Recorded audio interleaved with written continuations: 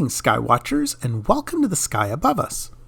I'm James Alberry, and I'm your tour guide to the night sky. Our sister planet Venus has finally returned to the morning sky, and on July 8th it will become the third brightest object in the sky. Also, the moon is going to trace a beautiful arc in the sky between 4 of the 5 naked-eye planets. What am I talking about? Let me show you. Since ancient times, Venus has been a dazzling sight in the pre-dawn or post-sunset sky. Its orbit is interior to ours, so it's always near the sun in the sky. Venus is the closest planet to Earth at an average distance of 0.72 astronomical units from the sun. 1 astronomical unit is the average distance between Earth and the sun. This close proximity to Earth made Venus the first planet that was visited by spacecraft. The Venera series visited Venus during the 1960s, 70s, and 80s and sent back the first and only images from the surface of Venus. The Magellan spacecraft, launched in the late 1980s, gathered enough data that astronomers were able to put together the first three-dimensional map of the surface of Venus. Venus is often referred to as our sister planet because it's similar in size and composition to Earth. Thanks to the Venera and Magellan missions, we now know that the conditions on Venus are dramatically different than here on Earth. The atmosphere is 96% carbon dioxide and is extremely dense. The atmosphere of Venus is so heavy that the air pressure on the surface is over 90 times what we experience on Earth. Our air pressure is only 15 pounds per square inch, but on Venus it's over 1,000 pounds per square inch. This is the equivalent of being over a half mile underwater. Venus doesn't have any moons, and it rotates backwards. It takes Venus almost 8 months to rotate, and this backwards rotation makes the time between successive sunrises on Venus almost 4 months long. With all this exciting information about Venus, let's check out where it is in the sky.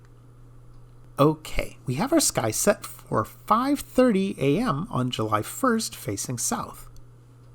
As you direct your gaze from west to east, you'll see 4 of the planets in our solar system forming a nice arc from one horizon to the other. If you have trouble finding the planets, the moon will help you find them during the first half of the month. In the southwest, among the stars of Sagittarius, you'll see the planets Jupiter and Saturn. Jupiter is the largest planet in our solar system and is the furthest west of the two. Keep an eye on Jupiter this month because it will be at its biggest and brightest on July 14th. Saturn, the second largest planet in our solar system, will be at its brightest a week later on July 20th. We'll talk more about these 2 planets in our next episode. If we advance time day by day, we notice that by the morning of July 4th, the moon is visible in the southwestern sky. Let's follow the moon's progression. On the morning of July 5th, the moon will be right next to Jupiter, and on July 6th, it will be near Saturn. We then have to wait 5 more days before the moon reaches our next wandering star, Mars. Mars is among the stars of Pisces the fish. Mars will be very easy to find because it'll be the brightest object in that part of the sky, it won't be twinkling, and it will have a distinctive reddish-orange hue. On July 12th, the moon will scoot past Mars and will be on its way toward our morning star, Venus.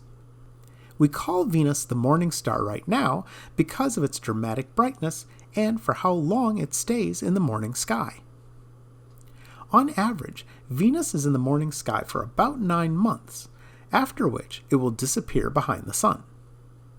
Go outside on the morning of July 8th, and Venus will be at its brightest for the whole year.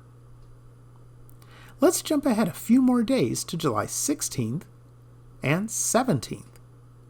Now the moon is in a close pairing with Venus, and if you manage to wake up early enough to see it, you're going to be in for a treat. Venus and the moon always look breathtaking when they're together in the sky. And if you look at Venus through a telescope right now, you'll see that both the moon and Venus are sporting a crescent shape. It was this crescent-shaped view of Venus that gave Galileo Galilei the evidence he needed in his argument against an Earth-centered solar system. Alright, my friends, check out Venus and the other planets over the next few weeks just before sunrise. And if you'd like to support our program, click on the Patreon link in the description, and you could qualify for autographed The Sky Above Us memorabilia, and you could see your name in the credits of our next episode. Planets are awesome, especially when you remember to keep looking up.